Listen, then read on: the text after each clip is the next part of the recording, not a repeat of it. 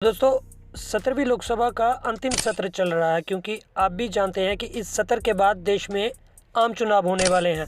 संसद के इस अंतिम सत्र में सभी सांसद अपनी अपनी बात रख रहे हैं। उसी प्रक्रिया में कल संसद में बोलते हुए हैदराबाद के तेलंगाना से जनता के प्रतिनिधि और AIMIM के सांसद अवैसीउद्दीन अवैसी ने जोरदार तरीके से अपनी प्रतिक्रिया रखी।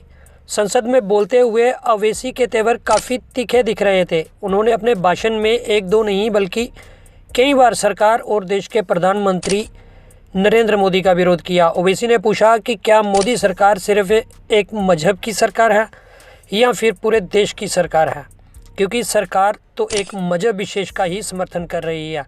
उन्होंने कहा कि भारत देश के 17 करोड़ मुसलमान अपने आप को अजनबी और असुरक्षित मानते हैं। इतना ही नहीं, ओवैसी ने राम मंदिर और प्राण प्रतिष्ठा पर भी अपनी बात रखी।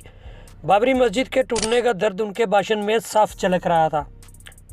ओवैसी ने भारत सरकार द्वारा लाल कृष्ण आडवाणी और PV नरसिम्हा राव को भारत रत्न देने का भी विरोध किया।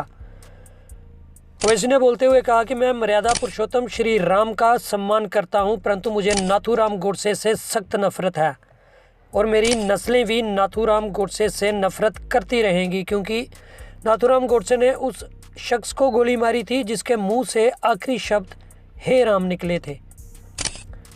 ये बात ओवैसी ने तब कही जब सांसद निशिकांत दुबे ने ओवैसी के भाषण को बीच में ही टोकते हुए पूछ लिया कि क्या ओवैसी बाबर को आक्रमणकारी मानते हैं या नहीं। इस पर ओवैसी ने तुरंत जवाब देते हुए निशिकांत दुबे को कहा कि दुबे जी, ओवैसी से बाबर की बात पूछ रहे हैं आपको गांधी जी की बात पूछनी चाहिए, आपको बोस की बात पूछनी चाहिए, तुम्हें जलियांवाला बाग की बात पूछनी चाहिए, तुम्हें काला पानी में शहीद हुए मुसलमानों की बात पूछनी चाहिए, मगर अफसोस कि मुझे बाबर की बात पूछी जा रही है।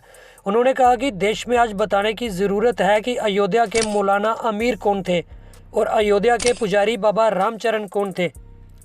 देश को आज़ाद करवाने के लिए दोनों मिलकर अंग्रेज़ों से भिड़ गए थे और जब दोनों को अंग्रेज़ों ने गिरफ्तार किया तब एक ही पेड़ पर दोनों को लटकाकर फांसी दे दी गई थी। ओवैसी ने कहा देश को ज़रूरत है शंभू प्रसाद अचन खान। यहाँ अंग्रेज़ों ने शंभू प्रसाद को ज़मीन में दफना दिया था और मुसलमान की लाश को जला दिया था। देश को आज इनकी ज़रूरत है, देश को मोदी की ज़रूरत नहीं है।